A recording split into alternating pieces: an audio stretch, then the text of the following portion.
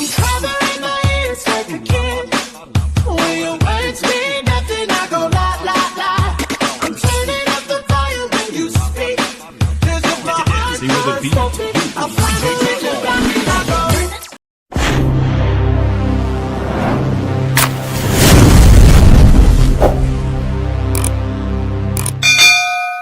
Ayan, magandang hapon sa inyong lahat mga pare ko. Ang gagawin natin ngayon, mag-i-install tayo ng itong signal light natin, yung nasa kaliwa, kaliwa kanan, tama. Kasi yung nasa kaliwa natin, wala na siyang ilaw. Hindi na sa umiilaw na pondi na. Ito yung ipapalit natin na signal light. Signal light ng Honda Click. Kaya tingnan nyo, bubuksan natin. Napundi na siya siguro mga 2 years na ginagamit ko itong signal light na in-install ko na to. Kaya check natin, pailawin ko muna.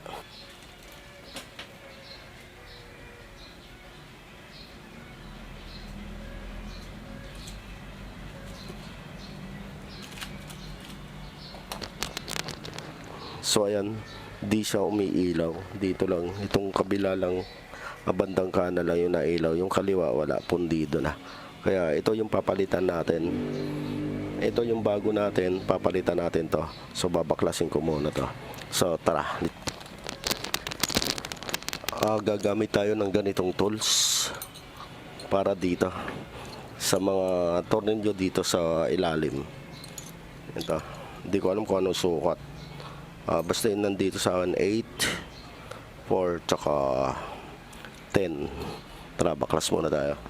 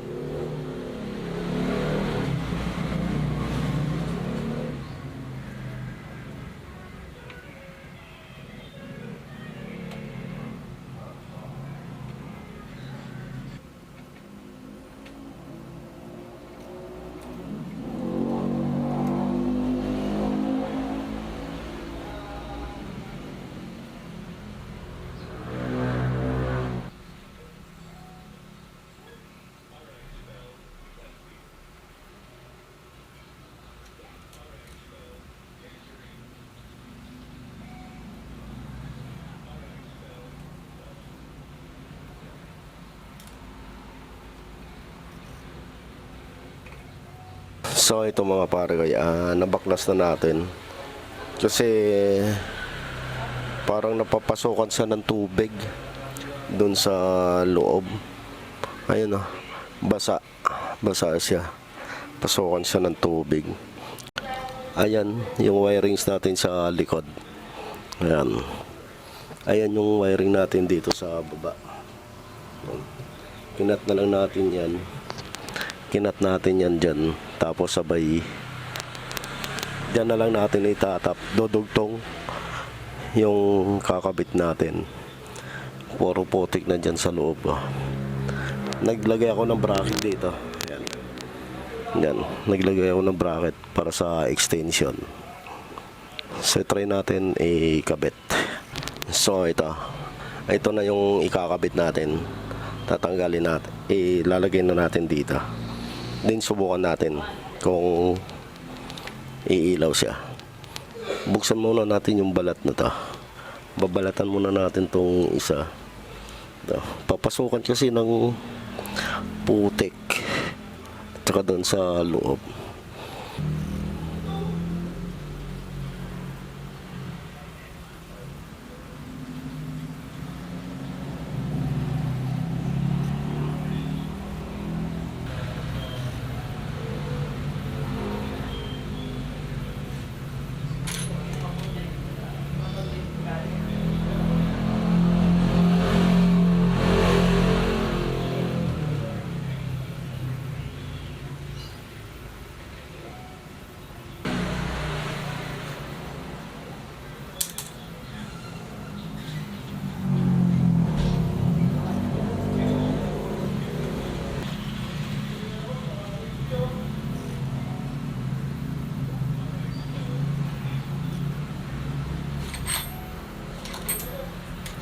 Kakabitan natin.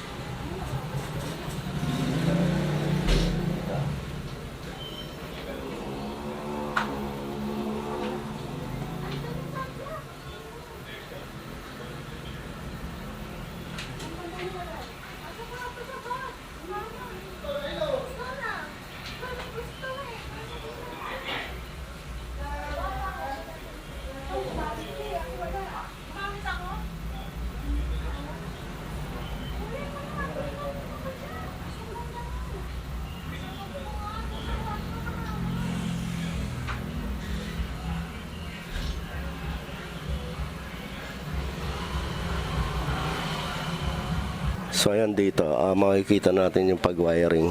So ililipat kita. So ito mga pare ko, ito. Ito yung pinagsama ko, yung dilaw sa dilaw. Tapos ito yung black sa black. Yung black kasi yan yung ground natin. Itong dilaw at saka yung black, yan yung wire ng tinanggal natin dito. Bali yun, dyan na lang ako sumunod. Kasi dati, hindi ko na mabaklas dito, magtatanggal pa ako ng electrical tape. Kaya dyan na lang ako nagputol. Dyan na lang ako nagdugtong sa wire natin. Saka natin itatago natin ulit doon.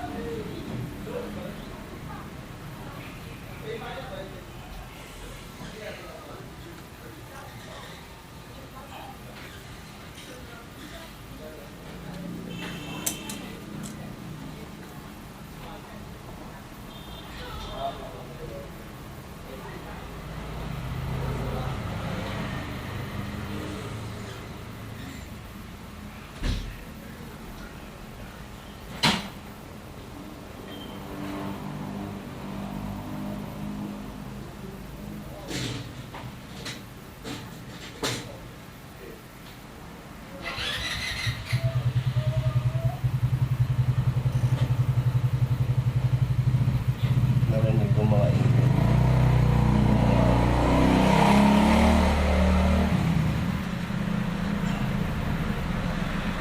Sa labas.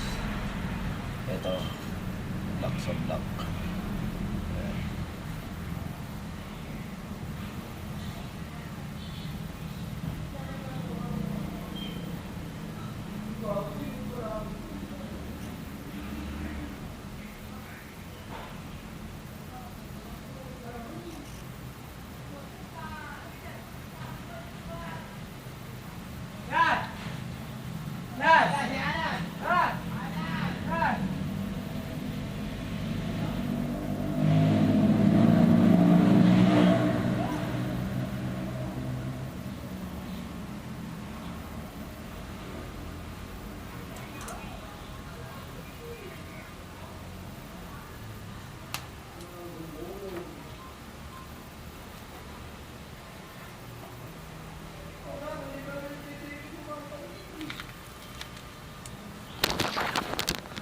Ayan mga pare ko, tapos na natin i-wiring, tapos na natin i-dikit, dugtong dito sa dilaw tsaka sa black. So mamaya na natin ihigpitan, mamaya natin ayusin. Tingnan muna natin kung umiilaw. Tingnan muna natin kung umiilaw, papaandarin ko muna yung makina. Tingnan natin.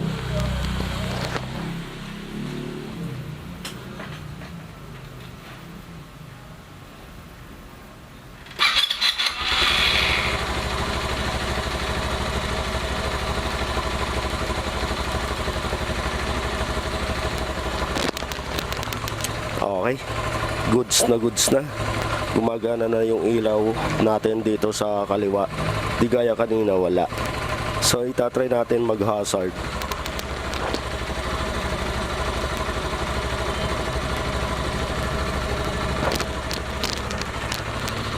So ayan, okay na. Meron na. May mga ilaw na siya. Tapos meron na sa baba. Hindi gaya kanina, walang ilaw, di ba? Wala sang ilaw kasi itong luma natin napasukan na ng tubig. So halos mga 2 taon na rin kasi itong ginagamit ko. Itong signal light ng parang Honda Click. Yan. Okay na, goods na. So hihigpitan na lang natin. Patayin muna natin yung makina, tapos ayusin natin yung wiring, tatago natin na maayos.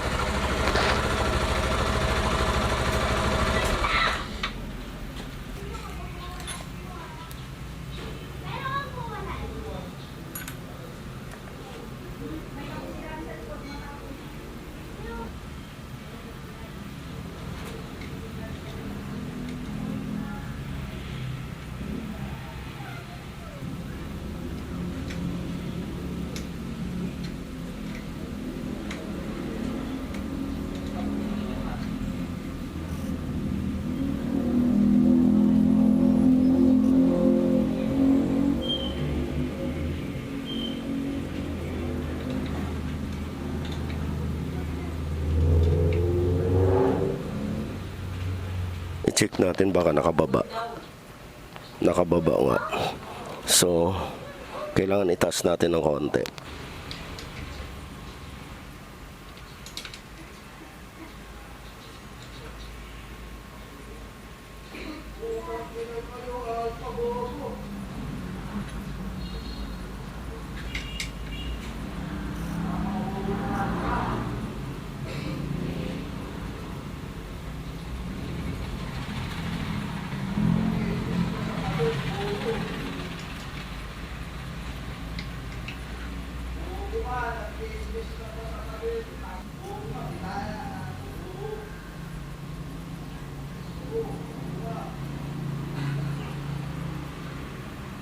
So ayun, a-arrange lang natin. Ayusin natin yung mga wire sa loob.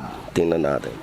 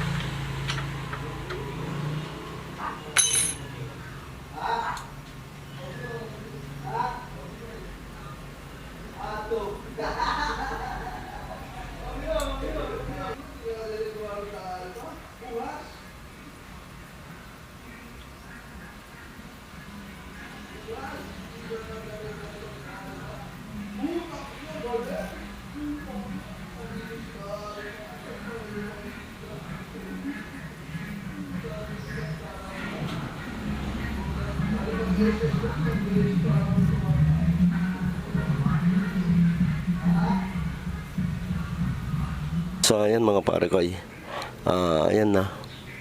Ganyan na yung pagkaka-arrange natin sa ilalim.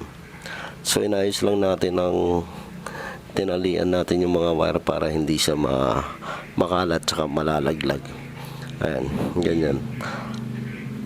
Yan.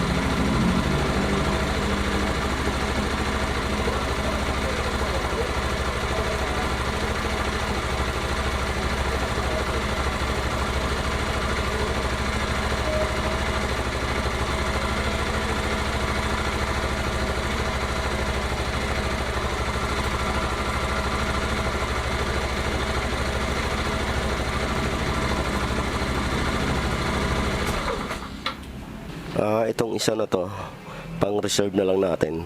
Kung sakali mapupundi man yung kabila, may reserva na tayo. Okay. O, di ba? Astig. Paki-like kung nanonood ka man sa video na to. So, yun mga pare ko. So, hanggang dito na lang. Kung nagustuhan nyo man ito, itong video na to, na pag-install namin ng signal light na extension para magkaroon tayo ng pangalawang signal light sa baba. Mas maganda kasi yung may nakaabang na para at least mabilis na ikakabit. Nung una kasi, nung bago pa yan, medyo nahirapan din ako kasi siyempre kakapain mo yung wire kung nasaan. Pero pag may nakaabang na, mabilis na gaya ngayon, di ba? So hanggang dito na lang. Maraming salamat sa nagustuhan mo man itong video na to. So huwag nyo kakalimutan paki-like, paki-share, paki-comment, tsaka paki-subscribe na rin yung YouTube channel natin, Madex Motovlog. Hanggang dito na lang. Peace out.